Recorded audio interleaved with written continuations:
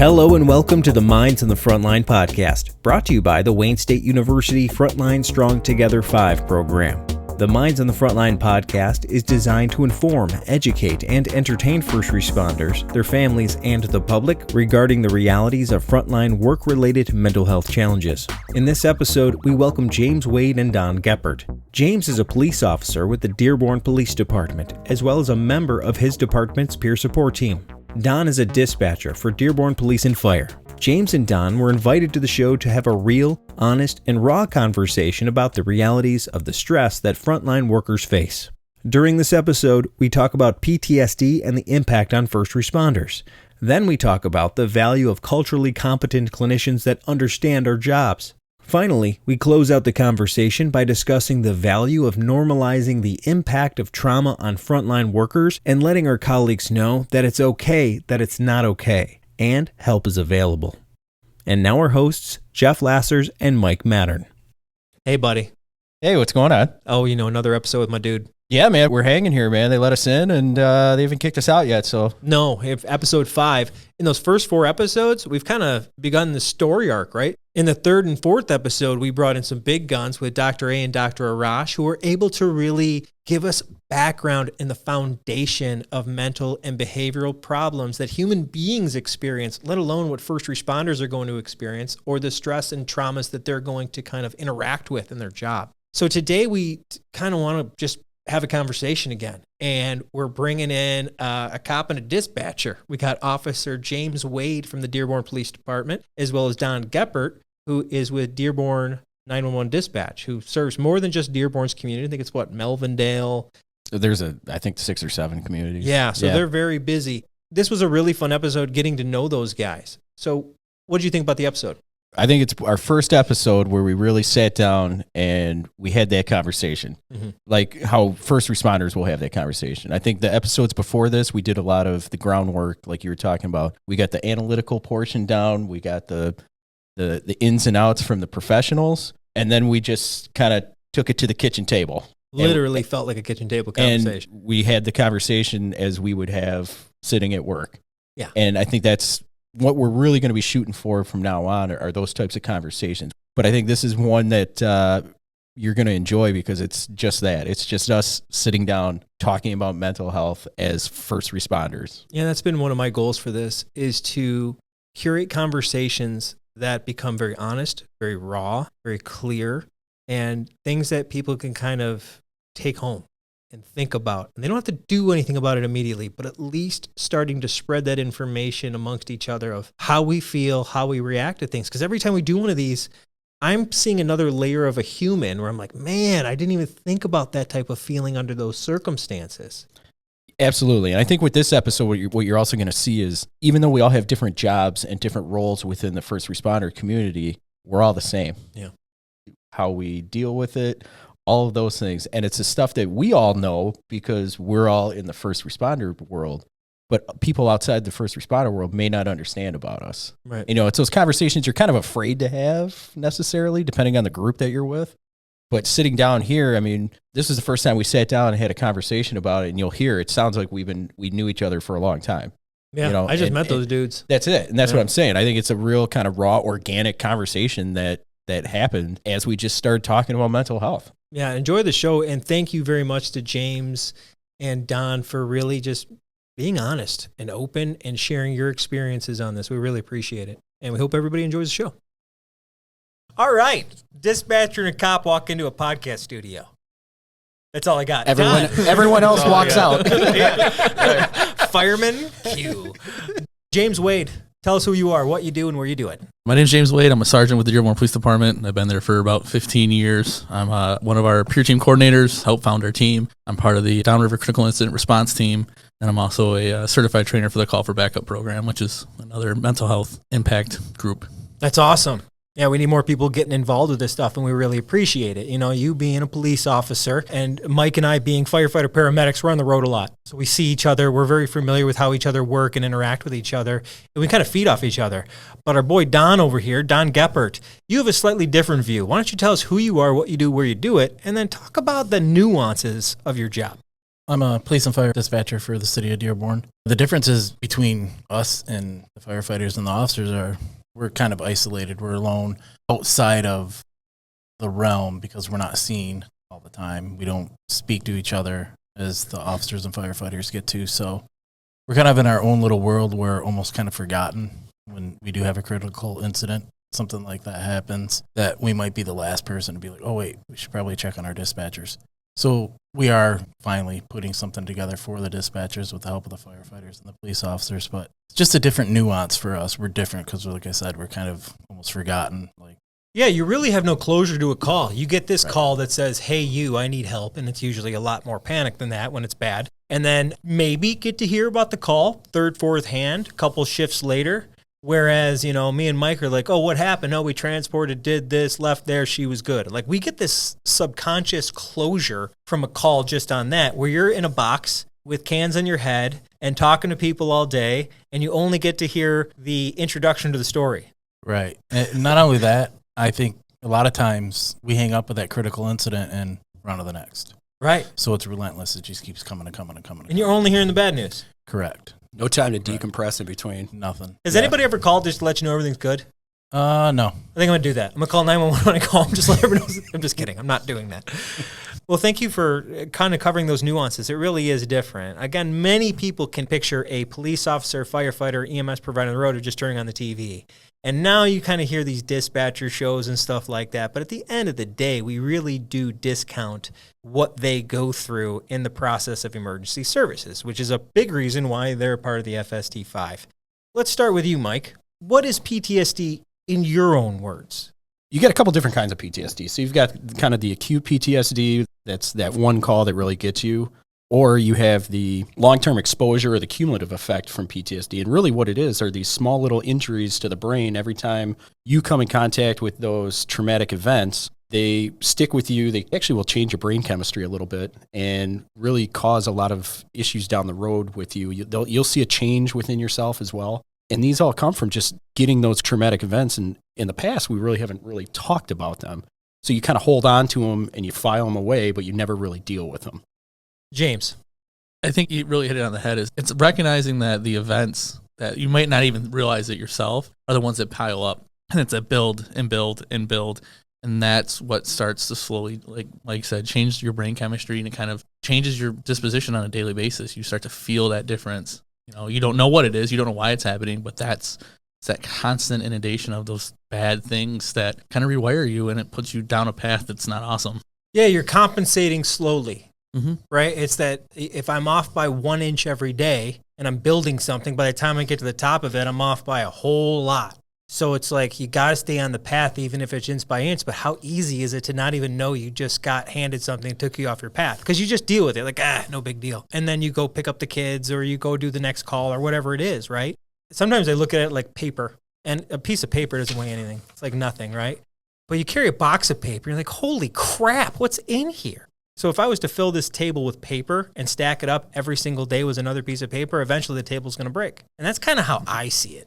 Yeah, and usually a lot of the times it's not until you find out that you're 3 feet off. That's when you go, wow, I got something going on. You don't necessarily see the small changes. It's once all the small changes have occurred and now you're carrying that box of paper, then it's like, whoa, man, maybe I should go talk to someone. Maybe I should go get help. Yeah, it's almost like the prevention's not there. You got injured. I shouldn't have been carrying 20 pounds. Yes, but it's like blowing up a balloon as far as you can, then finally it just pops. Yep. Really invisible weight.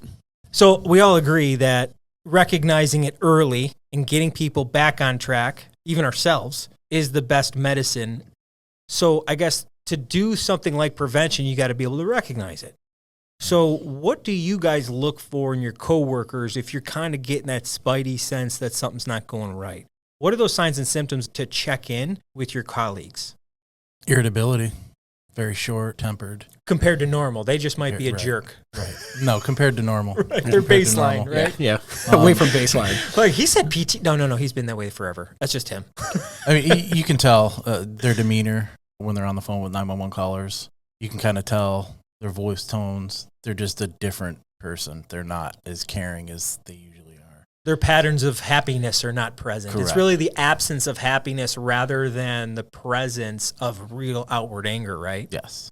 What about you, James? It's that change of personality, especially with being in police officers and that. We spend a lot of time with each other. You can tell the cues of people, whether it's you're on a run and they're not there. They're just kind of space ghosting you, to just like Don was saying, how they react to people when you get that short-tempered, that snap. Somebody who cared and was involved, and all of a sudden they don't care at all. It's kind of like a whatever attitude, the going about it.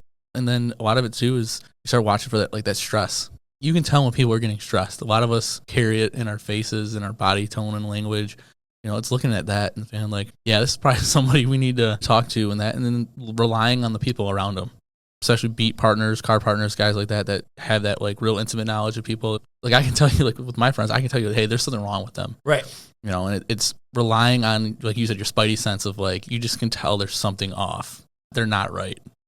In the firehouse, we all have our little routines. Everybody knows everybody's little nuances. And when those nuances aren't being done, that's like one of the first ones. You're going, hold on, you normally do this at 3:00. Why aren't you doing this at 3:00? But like you were talking about, the anger is like a huge one. Another one that I've seen is like avoidance. They kind of go check out. Withdrawn from the group. Yes. Not happy, stuck on their phone. Yes. Away from everybody. Yes, but the first one, I mean, irritability is huge, but like you were talking about, the first one is that change in personality. That's going to be your first thing that you're going to see out of anybody going through this stuff, to where you're like, you normally eat breakfast dessert at 2:00 and you're not eating breakfast dessert. What's going on? It's those types of things. Well, let's get into, once we recognize those things, we kind of need to do something. And so it's anything from just checking in and saying, hey, buddy, how are you? To maybe getting them some real deal help. So there's really some key aspects of first responder behavioral health we really need to be aware of. And we just talked about the first one is be aware what PTSD looks like, how to recognize it. We heard from the good doctor earlier on some more defining features. And then you get the first responder talk like from us. So I think everybody really gets it. The next one is really promoting culturally competent clinicians for first responders. Mike, what does that really mean, culturally competent clinicians? Well, those would be clinicians who know how to deal with us.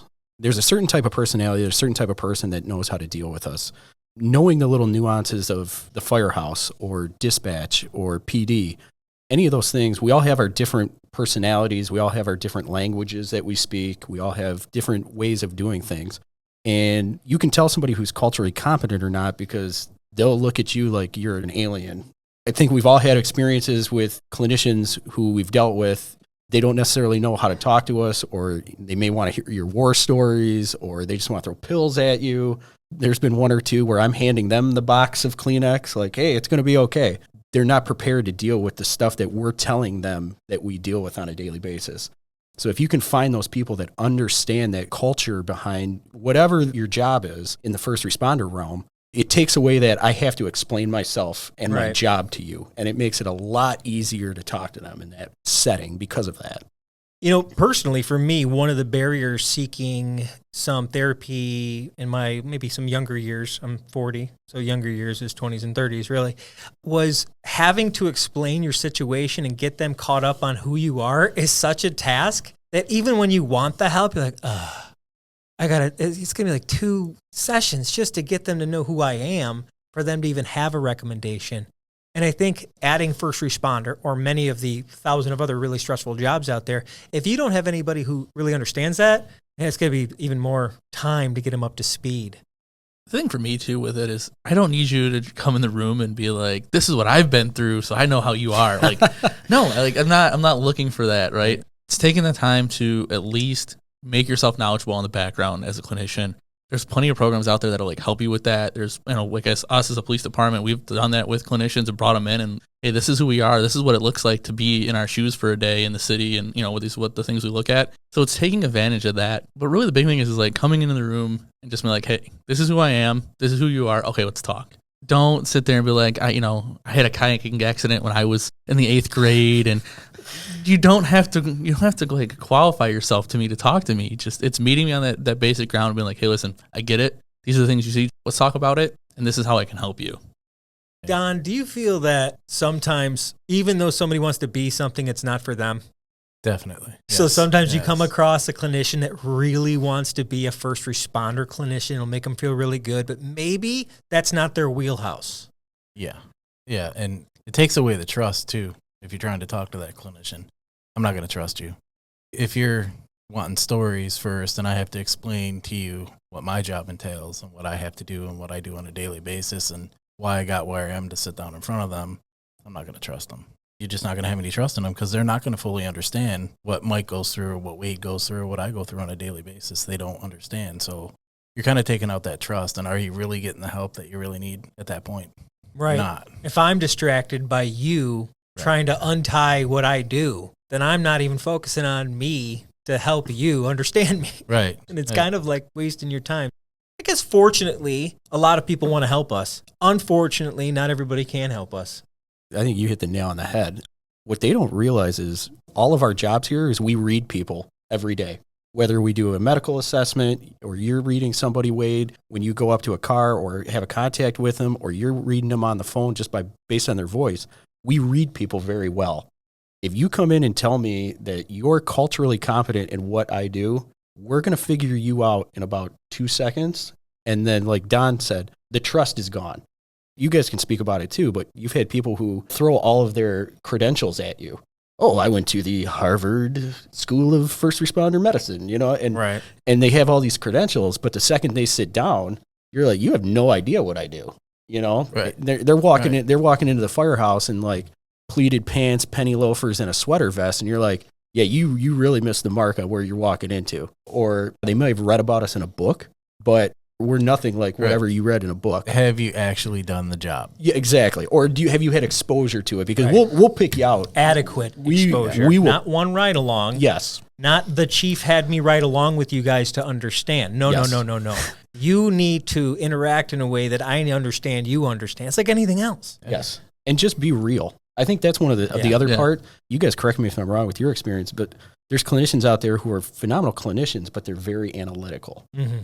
Just by listening to how we're speaking now, we're the kind of the farthest thing from analytical. We're very real. So the clinicians that can talk to us like we're talking here are the ones who are going to get somewhere. I mean, what do you guys think about that? You got to be able to sit down and have a conversation.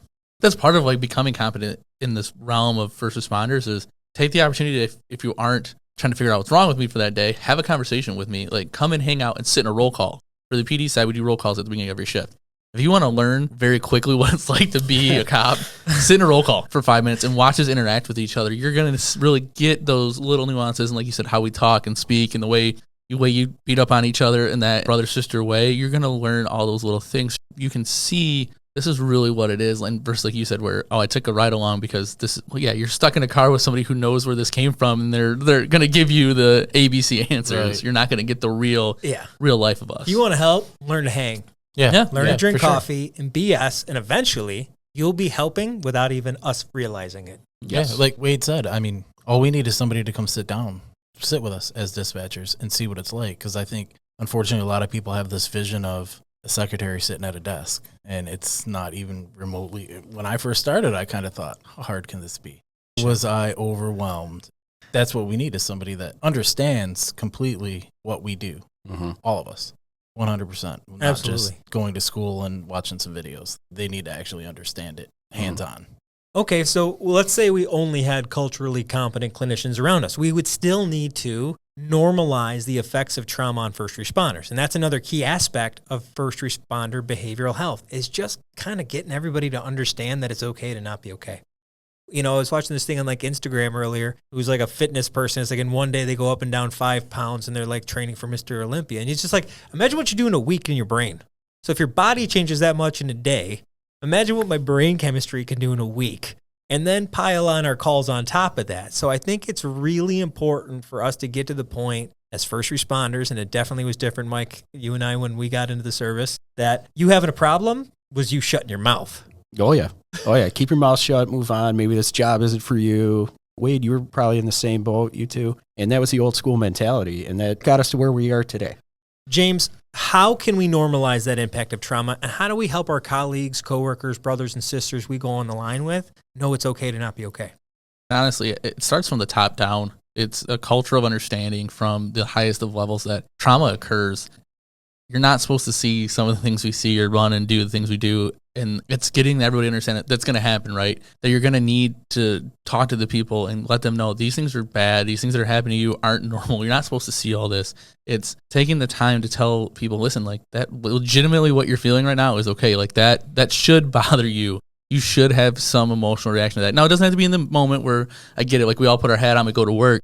But when you get done, you're going to think about that stuff. And it's okay to think about it. It's okay to say, yeah, man, that one was rough. Can I get like 5 minutes? Can I talk to somebody? You know, that even if it's somebody you work with that you're close with, having that person go and say like, hey, can I like bend your ear? Dude, this one was bad. This is what's bothering me. You know, that's phone conversations. It's going and being okay in yourself to say, hey, listen, boss, like, can I get the number for EAP so I can make a phone call over the weekend? Right. Like, that one was rough. Mm-hmm. Like, this was a hard weekend on me, you know? And then, because people forget too, is you have family lives.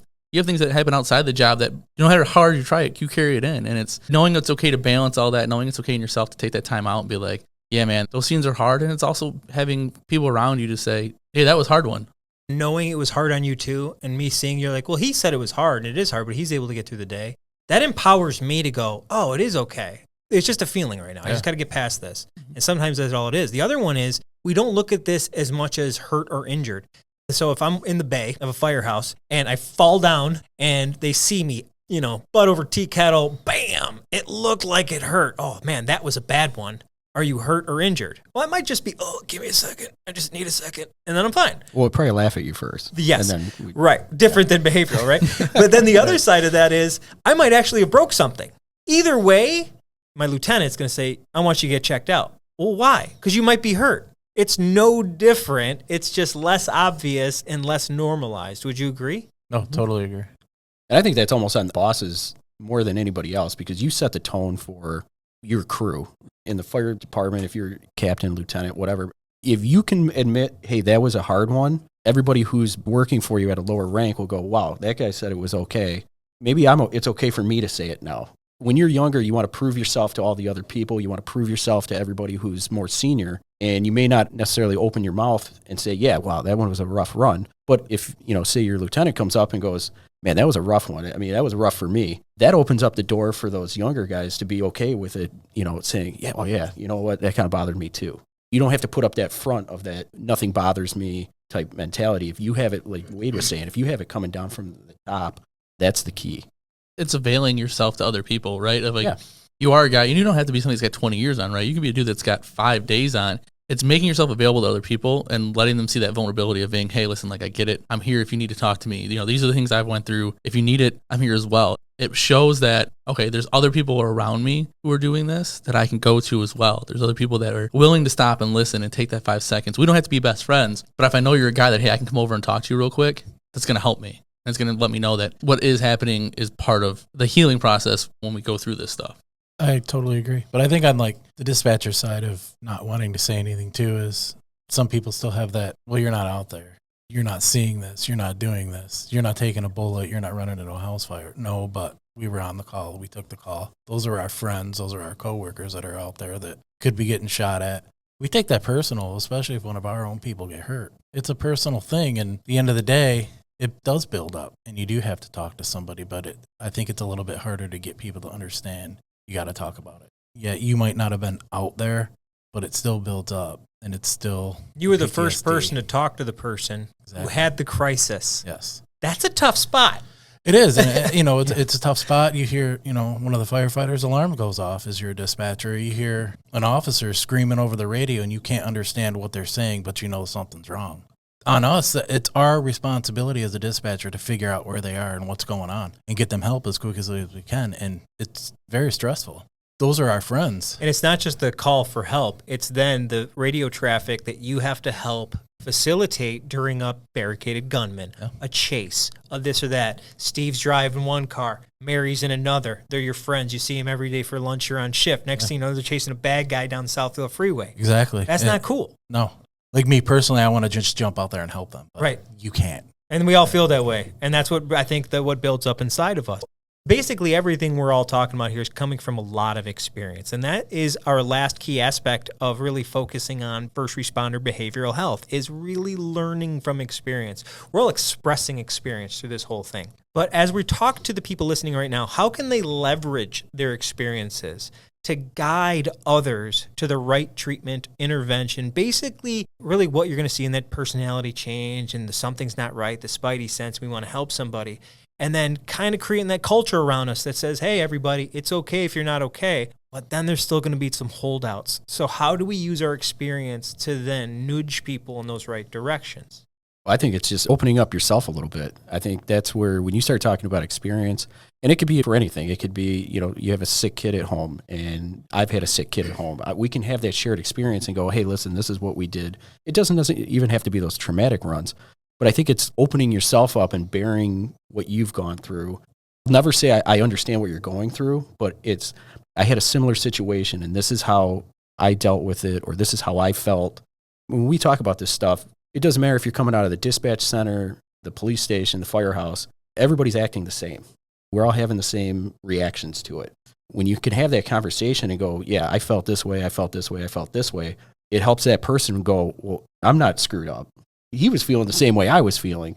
In your mind, you're like, I'm the only one who's feeling this way. Why am I feeling this way? What's wrong with me? But once you start hearing other people talk about the same experience, you go, wow, a lot more people had this experience that I've had. I think that really opens up the door for them to be, okay, I'm a little more open to it. And it even comes with treatment as well. If you talk about going to treatment, like, oh, yeah, I went and talked to this therapist, or I did EMDR, or I did this. Or you talk about the different treatment modalities that you may have gone through, and you explain to them about it, and you really kind of normalize it. Like, it's not as scary as people think. Everybody thinks you're going to go in there and lay down on the couch, and they're going to be like, hey, tell me about your feelings and this, that. And if you kind of normalize it and explain how it goes, it makes it a lot easier. It makes it okay for them to experience it. The other part of it is letting them know, like we talked about culturally competent clinicians, let them know, like, if you go see this clinician and you don't like them, that's not your only shot. And it's just bearing yourself and letting them have a shared experience with you and letting them know you're not the only one feeling this way. That's what really will get people to come over and actually give mental health a chance. Thank you for listening to the Minds on the Frontline podcast. We hope you enjoyed this episode. We have more great content coming out soon. Thank you for listening, and have a great day.